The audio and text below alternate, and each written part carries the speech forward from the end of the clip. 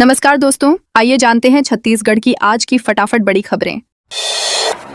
छत्तीसगढ़ में सोनम वांगचुक के समर्थन में प्रदर्शन। छत्तीसगढ़ में सोनम वांगचुक के समर्थन और नीट पेपर लीक के विरोध में रायपुर सहित कई स्थानों पर युवाओं और छात्र संगठनों ने प्रदर्शन किया। डॉक्टर भीमराव अंबेडकर चौक पर एनएसयूआई समेत विभिन्न संगठनों के कार्यकर्ता धरने पर बैठे। इस दौरान एनएसयूआई के 5 कार्यकर्ताओं ने अनिश्चितकालीन भूख हड़ताल शुरू की और खून से धर्मेंद्र प्रधान इस्तीफा दो लिखकर विरोध दर्ज कराया। वहीं धमतरी में सामाजिक कार्यकर्ता मितेश जैन ने गांधी मैदान में एक दिवसीय अनशन किया, जहां कई लोगों ने पहुंचकर उनके आंदोलन का समर्थन किया।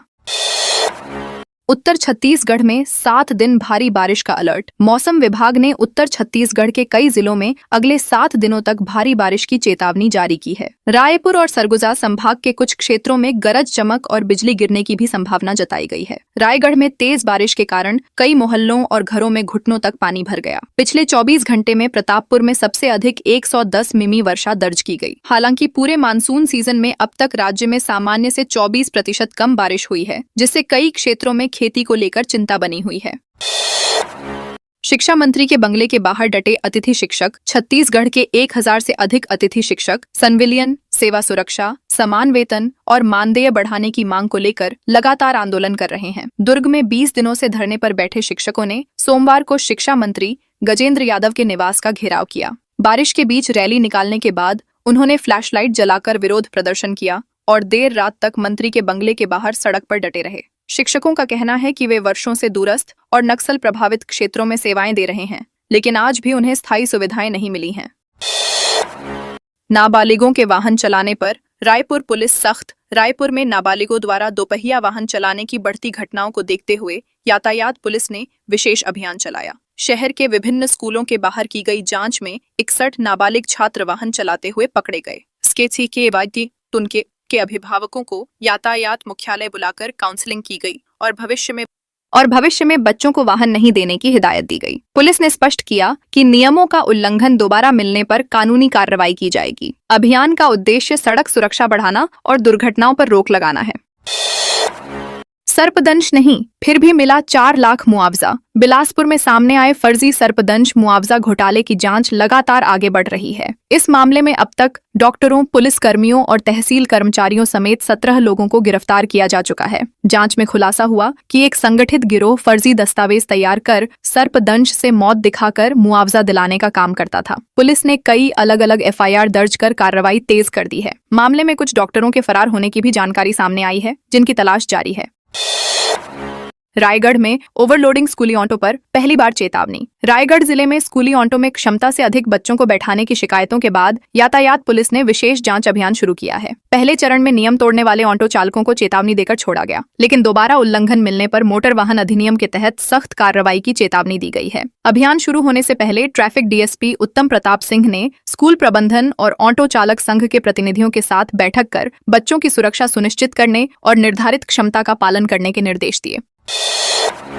नेता प्रतिपक्ष बोले, 136 मुद्दों पर जवाब नहीं दे पाई सरकार। छत्तीसगढ़ विधानसभा के नेता प्रतिपक्ष डॉक्टर चरणदास महंत ने बिलासपुर दौरे के दौरान केंद्र और राज्य सरकार पर तीखा हमला बोला। उन्होंने कहा कि अविश्वास प्रस्ताव पर सरकार 136 महत्वपूर्ण मुद्दों का संतोषजनक जवाब नहीं दे सकी। महंत ने आरोप लगाया कि लोकतांत्रिक और संवैधानिक अधिकारों का लगातार हनन हो रहा है तथा विपक्षी नेताओं को झूठे मामलों में फंसाकर प्रताड़ित किया जा रहा है। उन्होंने कहा कि यदि केंद्र सरकार राम राज्य की बात करती है तो उसे सुशासन स्थापित करना चाहिए, न कि विपक्ष की आवाज दबाने का प्रयास करना चाहिए। 90 विधानसभा क्षेत्रों में हनुमान चालीसा का पाठ करेगी एएपी। सोनम वांगचुक के समर्थन में आम आदमी पार्टी ने छत्तीसगढ़ की सभी 90 विधानसभा क्षेत्रों में सामूहिक हनुमान चालीसा पाठ का आयोजन करने की घोषणा की है। रायपुर में इसका मुख्य कार्यक्रम बूढ़ा तालाब में आयोजित किया जाएगा। पार्टी ने कार्यकर्ताओं, युवाओं और आम नागरिकों से बड़ी संख्या में शामिल होने की अपील की है। पार्टी के अनुसार यह आयोजन शांति, सद्भाव, नैतिक मूल्यों और लोकतांत्रिक अधिकारों की रक्षा का संदेश देने के उद्देश्य से किया जा रहा है तथा इसके माध्यम से सोनम वांगचुक के समर्थन में एकजुटता भी जताई जाएगी।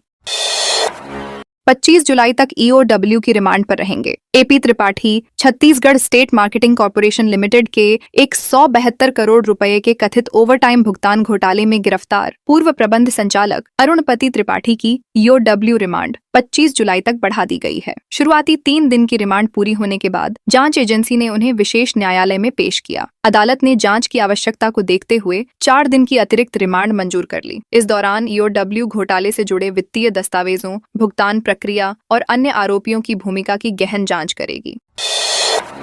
दुर्ग में स्कूली बच्चों तक पहुंची नशीली दवाएं। दुर्ग के चंद्रशेखर आजाद स्कूल में छात्रों के कथित रूप से नशीली दवा के सेवन से बीमार होने के मामले ने राजनीतिक माहौल गरमा दिया है। घटना के विरोध में शहर जिला कांग्रेस कमेटी ने पूर्व महापौर धीरज बाकलीवाल के नेतृत्व में कोतवाली थाना का घेराव कर निष्पक्ष जांच की मांग की। कांग्रेस कार्यकर्ताओं ने एसपी के नाम ज्ञापन सौंपते हुए दोषियों पर कड़ी कार्रवाई की मांग की। इस दौरान शहर में बढ़ते नशे के कारोबार के खिलाफ जमकर नारेबाजी की गई। कांग्रेस नेताओं ने कहा कि समय रहते प्रभावी कार्रवाई नहीं हुई तो बच्चों और युवाओं का भविष्य गंभीर खतरे में पड़ सकता है।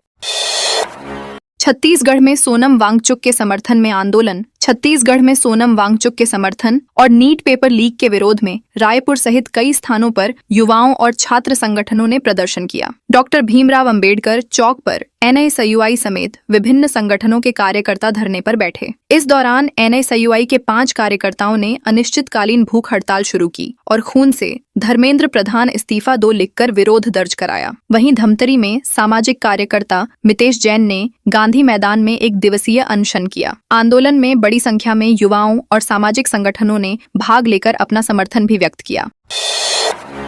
बालोद में गांजा तस्करी करने वाले 2 और आरोपी गिरफ्तार। बालोद पुलिस ने 72.621 किलोग्राम गांजा तस्करी मामले में फरार चल रहे 2 और आरोपियों को मध्य प्रदेश के रायसेन और भोपाल से गिरफ्तार कर लिया है। इसके साथ ही इस मामले के सभी 7 आरोपी पुलिस की गिरफ्त में आ चुके हैं। 9 जून को साइबर सेल और डोंडी लोहारा थाना पुलिस ने संयुक्त कार्रवाई में गांजा, 4 बाइक और 6 मोबाइल जब्त किए थे। जब्त गांजे की कीमत करीब 36.31 लाख रुपए और कुल जब्त संपत्ति की कीमत 40.52 लाख रुपए आंकी गई थी। पुलिस अब पूरे नेटवर्क की भी गहन जांच कर रही है।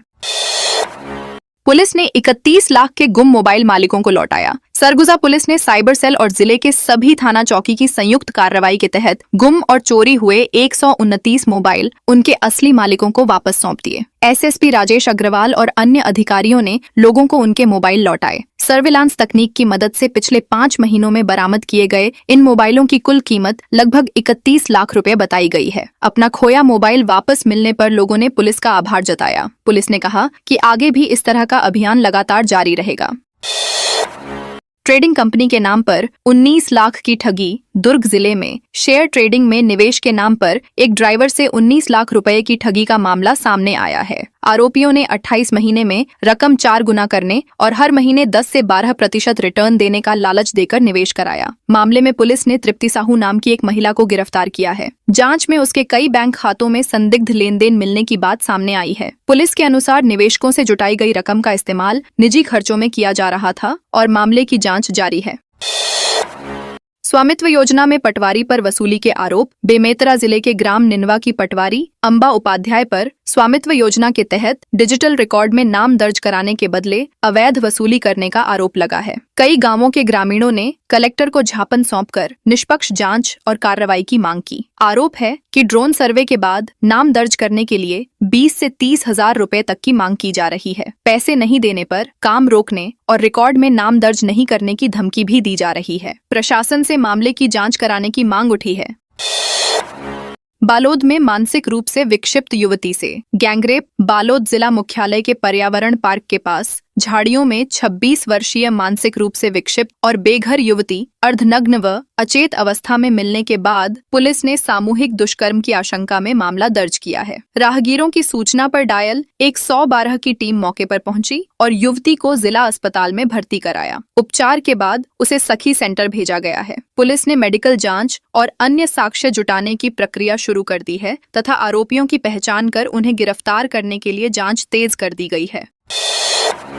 भाजपा नेताओं से जुड़े कथित मामलों पर कांग्रेस ने सौंपा आवेदन। सरगुजा में भाजपा नेताओं से जुड़े कथित भ्रष्टाचार, मारपीट और जमीन घोटाले के मामलों में कार्रवाई नहीं होने का आरोप लगाते हुए कांग्रेस प्रतिनिधिमंडल ने आईजी दीपक कुमार झा को ज्ञापन सौंपा। जिला कांग्रेस अध्यक्ष बालकृष्ण पाठक के नेतृत्व में पहुंचे प्रतिनिधिमंडल ने पहले दिए गए ज्ञापनों पर हुई कार्रवाई की जानकारी भी मांगी। कांग्रेस ने आरोप लगाया कि कई चर्चित मामलों में प्रभावशाली लोगों के खिलाफ अब तक ठोस कार्रवाई नहीं हुई है। प्रतिनिधिमंडल ने निष्पक्ष जांच कर दोषियों पर सख्त कार्रवाई करने और जांच की प्रगति सार्वजनिक करने की मांग की।